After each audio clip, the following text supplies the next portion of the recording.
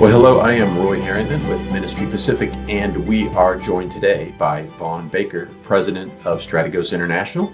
At Ministry Pacific, we understand the threats that faith-based organizations are facing, and we want to help you be prepared and, if possible, prevent an attack on your organization. And we want to do everything we can to help you get started quickly, and here's why. When we're confronted with the possibility of violence at a house of worship, it's easy to be overwhelmed and to let the best be the enemy of the good.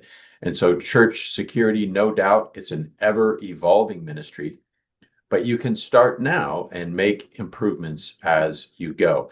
So today's conversation with Vaughn Baker will benefit churches that have no security team, as well as those working to make theirs better. Vaughn Baker is president of Strategos International, an Independence, Missouri-based firm providing security training, consulting, and executive protection services. Before founding Strategos, Vaughn had 20 years of experience in law enforcement, including patrol, investigation, SWAT, and special operation.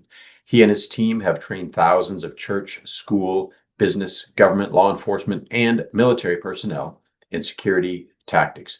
He's often featured by local and national media as a subject matter expert. He's the author of the Church Security Handbook. Vaughn, thank you so much for making time for us today. Thank you for having me, Roy, and excited to visit with you about this topic. So, Vaughn, for churches that have no organized security team, they're seeing the news and they're realizing, wow, we're vulnerable here, but they know they need to act. What are some things they can do right now to become more aware of their environment and responsive to potential threats? Well, usually current events is what drive these decisions on developing a church security ministry. You just said a phrase that's important. They decide to act. Well, as important as that is making a decision not to overreact.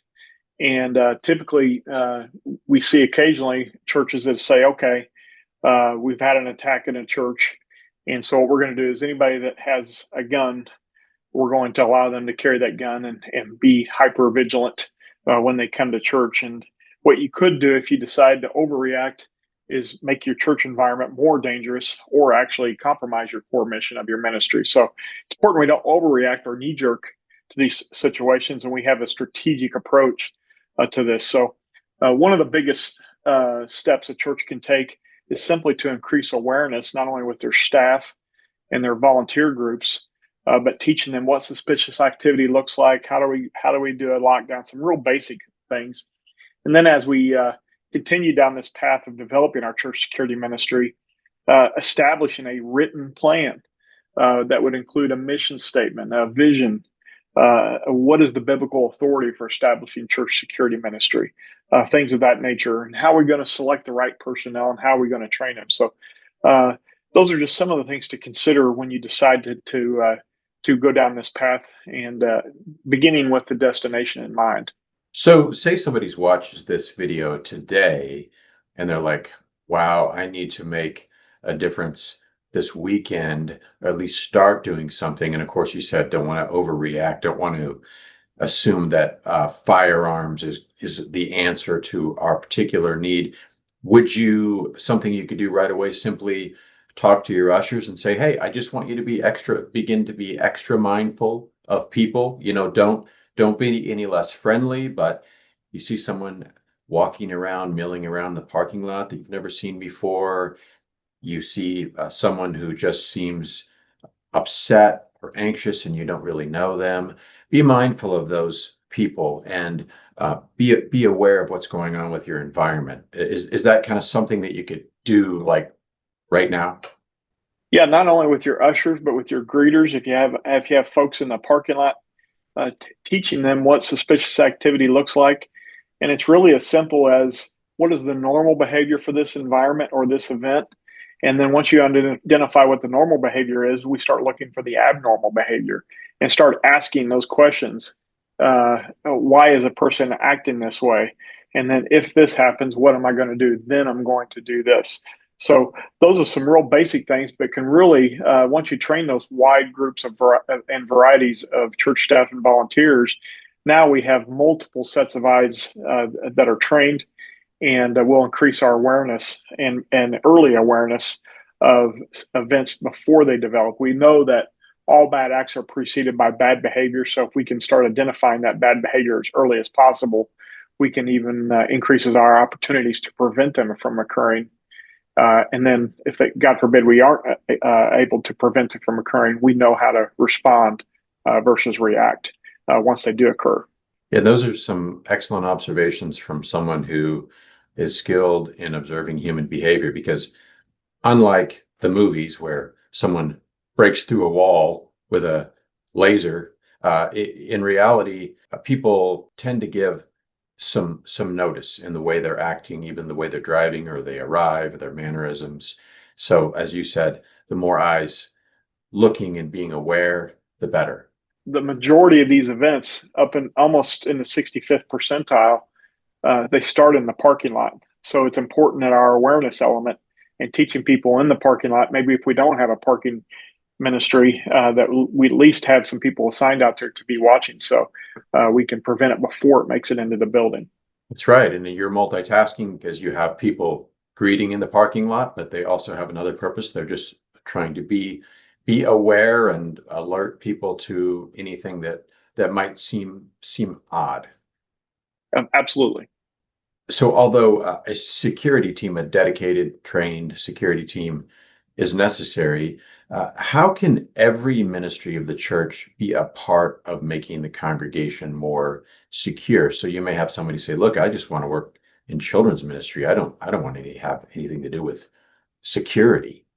Safety and security, though, we need to understand is everyone's responsibility, and creating that culture that it's not just those guys' responsibility that are on the security team, but it's everyone's responsibility. I mean, if a natural hazard occurs, a fire or severe weather, it's going to be your responsibility taking care of kids, how to keep those kids safe. This is no different. A security related issue. You need to know how to keep those kids safe by knowing how to do a lockdown and things of that, or even a disgruntled parent or a non-custodial parent that shows up at the kids' wing, knowing how to handle those situations as well to de-escalate. We have on our website a related resource. We interviewed Vaughn earlier this year on de-escalation as a security strategy. So you want to learn more about that, a place to start can be watching that video on our website under security, or of course, following up with Vaughn and his team for additional resources. So Vaughn, as we're introducing this topic, and it's not as new or unusual as it used to be, unfortunately, because of the events that have been going on, but it's a heavy topic. Security is a heavy topic. How can leadership communicate about it without causing even more anxiety? Well, this topic, when we talk about it, does create anxiety. And sometimes that's why churches don't talk about it. We don't want to scare people. We don't want to create fear and anxiety. But that really misunderstands this topic completely. If people have a television at home or they have a smartphone, they know that these events are occurring at churches. That alone creates fear and anxiety. So they know what the problem is, but what it does show is a fundamental misunderstanding of where fear comes from. Fear and anxiety comes from having a problem without a solution. So if we communicate to them that, hey, we know that this is what the problem is and that our world's getting worse, what we want to communicate to them is that we accept that there is a problem, and what we're going to do is offer a solution with putting together a church security effort or church security ministry as well. We don't need to tell everybody what the plans are, but we do need to let them know that we do have a plan and we're developing a plan and we're going to execute that plan. And it's going to address everything from safety related issues that involve band-aids all the way up to security related issues, the worst case scenario that involve bullets. So we want to let them know we have solutions to this problem from band-aids to bullets. Excellent point. So being out front, addressing the questions perhaps that people aren't comfortable asking. And in my particular church, email just went out this week in light of all the activities that were going on, just reaffirming what's already been happening in terms of having a security ministry and asking people essentially not to freelance, but to defer to a security team if there is an issue that needs to be dealt with. And it was well stated, no hyperbole or fear. It was just simply, hey, we are doing what we ought to do so that we don't have to worry, if something does come up. And you brought up an important point, making sure people don't freelance, making sure that's communicated properly to people, not to infringe upon their right and duty to protect themselves and their family, but might maybe even take advantage of those opportunities that if they do have a heart to protect others, we can recruit them for the security team, and then we can vet them and ultimately even train them to be on our security team as well. So, Vaughn, related to this topic of anxiety, how can churches be serious about security without appearing overly serious or stern or even militaristic? Sure. Well, the first thing we need to do is identify how we make decisions is going to be determined by what our mission is, what our vision for the security ministry is. Before we can talk about mission and vision of our security ministry, though, we need to remind ourselves of what the vision and mission of our church itself is.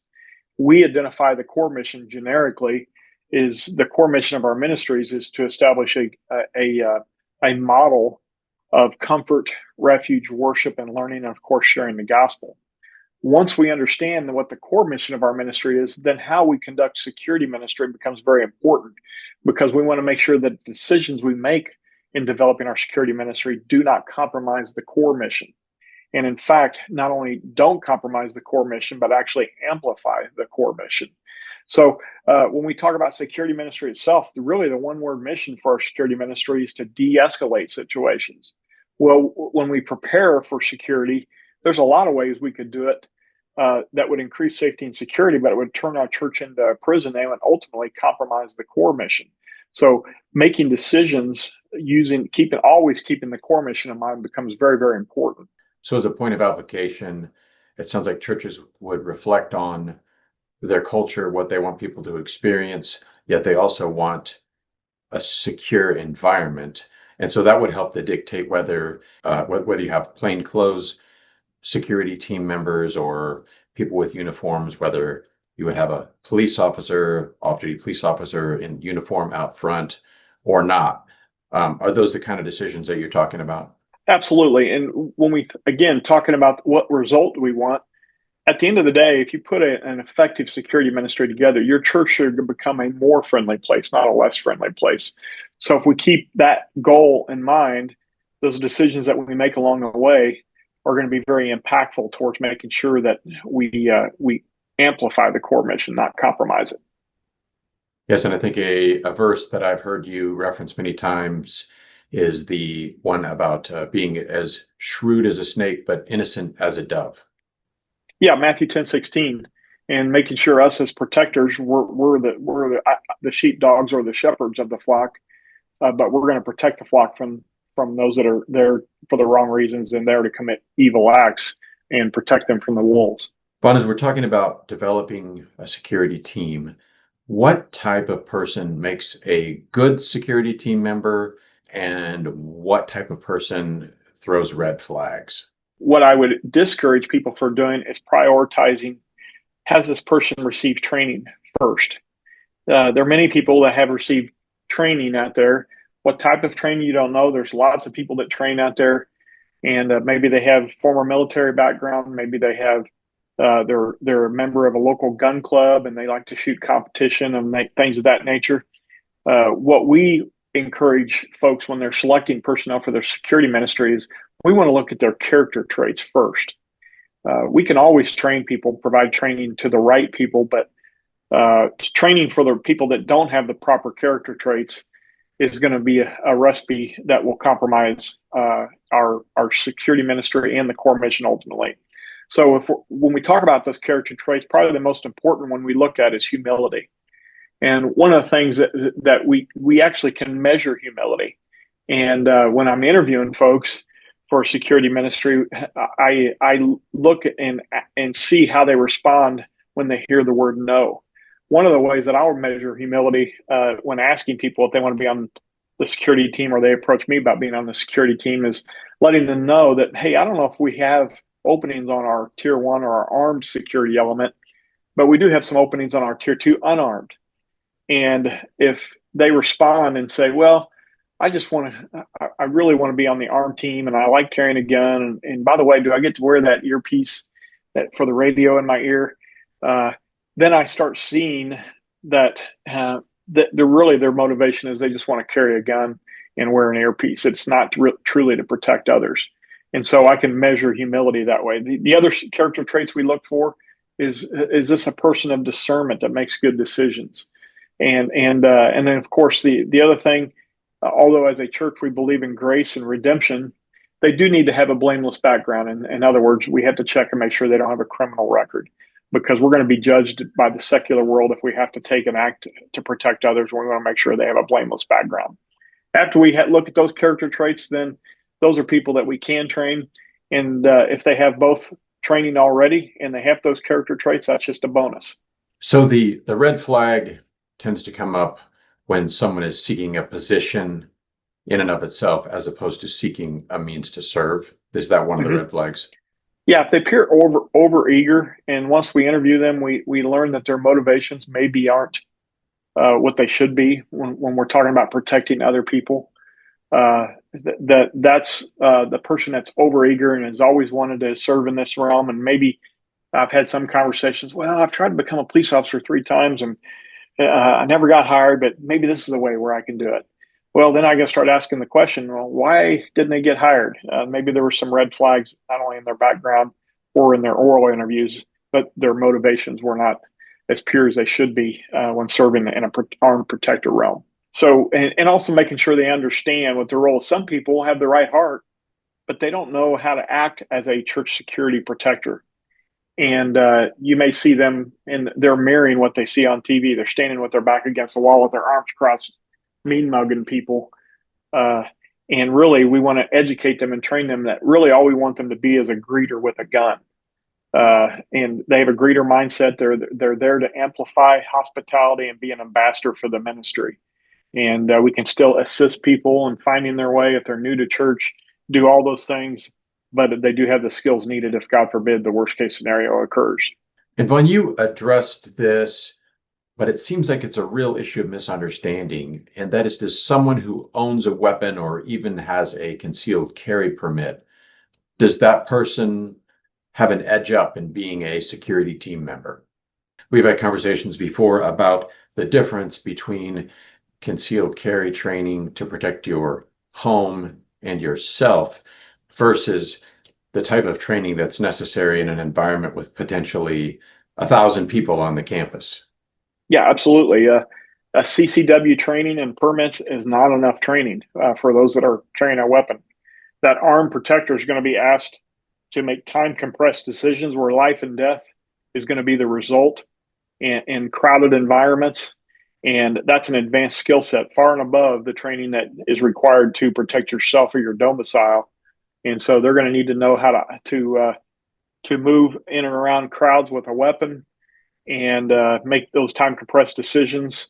And that's an advanced skill set. And so in the firearms training that we provide, they're going to learn how to operate and handle that weapon, standing, kneeling, modified prone, moving forward, backward, laterally, left and right, strong hand and offhand, one-handed and two-handed. So those are all advanced skill sets that are significantly above what's required to get a CCW permit. Tell us about the importance of training. What type of training do we need? Where can we get it? How often should we receive training? We have some decisions to make on how we prioritize these decisions. Some people opt to make decisions and start with technology first. But I will tell you, a trained staff member or volunteer is the single biggest step that you can take to increase safety and security, not only with the awareness piece, but also the response piece. Having cameras and technology and all those things is nice, but it's significantly lower than training your folks. So there is a huge importance of training not only unarmed people that are volunteers and staff members, but also armed folks. So training is very important, and it's an ongoing journey. It's not a destination. You don't just go through the training and you're done. Most of the skills that are going to be required, particularly for armed protectors, are perishable skills. So we have to have ongoing training, not only with our firearms, but also with our verbal skills and our awareness skills. And God forbid, if we have to lay hands on somebody that doesn't require a firearm, how are we going to do that? First of all, how are we going to know it's okay to lay hands on them from a use of force perspective? But if we do, how can we do that in a camera-friendly way that it still achieves the goal, which is to de-escalate? How can Strategos be a resource to faith-based organizations in terms of training, providing plans, and particularly the training? Is it in person? Is it online? Is it both? Help us understand kind of how we can get started. Well, Strategos provides a wide variety of solutions for churches looking to either start or professionalize or improve their security ministry if they already have one. For those that don't have a security ministry, we typically recommend starting with our firm foundation package. It's where we come in on a Friday. It's a weekend package, and we'll do a goals and objectives questionnaire to help the ministry determine what their goals and objectives of their ministry is. They're going to be armed, unarmed, they're going to be uniformed, non-uniformed, what kind of training they're going to have. And then also on that Friday, we do a physical security assessment of their building, and we'll provide them with a report of the opportunities for improvement that were identified to increase security from a physical security point of view. Then on Saturday, we'll come in and train their ushers, greeters, deacons, elders, parking personnel, their church security personnel, as well as their leadership. And that's the intruder awareness response course, teaches them how to do a lockdown, what to do when lockdown fails. And then Sunday, we'll look at how their services flow. We'll look at nursery check-in, check-out. We'll look at how they collect, protect, and transport the offering, and provide them a report of what we see and all the opportunities for improvement. What is the roadmap? We'll build the roadmap for them, how to start down this path of developing a security ministry. Other security for church security personnel, we provide all kinds of training, whether it's firearms related, whether it's scenario based, force on force, projectile based, tactical training, and then compliance and control training. Lots of different training then. And then we have an e-learning training product that's for Sunday school personnel, ushers, greeters, parking personnel, and teaches them in short little modules on how they can increase awareness and recognition at their respective roles as well. So we can help churches develop a policy and procedure manual as well. So we can provide a lot of different solutions for churches as they begin down this path of developing this ministry. Well, it sounds like that would really help to give faith-based organizations a running start, learn what they need, figure out what they don't know and need to know, and start moving forward. I know the temptation is we want to have this problem solved now, but as you mentioned, this is an ongoing developing ministry. You hope people continue to get better and continue to sharpen skills that they have. New people are going to come in, people are going to step out. And so it's a commitment. It's not something that you could just check off of your list. I do want to remind churches that this is another ministry. This is not a department where you're just going to have Guido the leg breaker on your security team. Really look at this as a ministry. And what we have seen over the years is this is an opportunity to pull people that are already in your church out of the cheap seats, that already have the skills and the heart to protect already. We've seen this over and over again, where you're going to find people that have been coming to church for months and years, that this is their jam, essentially. And once they find out that you're doing this, they already have the skills and they already have the right heart and the character traits you need. And we're going to pull some more people out of the cheap seats and get them serving within your church. That's excellent. I've heard this very thing. I heard a gentleman talking about how, look, I don't sing. I don't really like kids. Kids ministry, at least. And Sure. This was something that fit, and it was a great fit for him, and he was excited about it. So, Absolutely. well, there has been a lot of valuable information shared here, and I encourage you, don't wait to act on it. Do the things you can do today. Of course, as Vaughn said, do them prudently, do them wisely. Don't overreact, but take the first step and then keep going. And I encourage everybody, contact Strategos International to learn more about security for faith-based organizations. Our contact information is on the screen right now. And you can contact Ministry Pacific with questions about how you can operate a security team in a way that works with your liability insurance. So in a way that complements it, as opposed to increasing your risk. So thank you, Vaughn. And we're wishing everyone the best, and to stay vigilant and alert.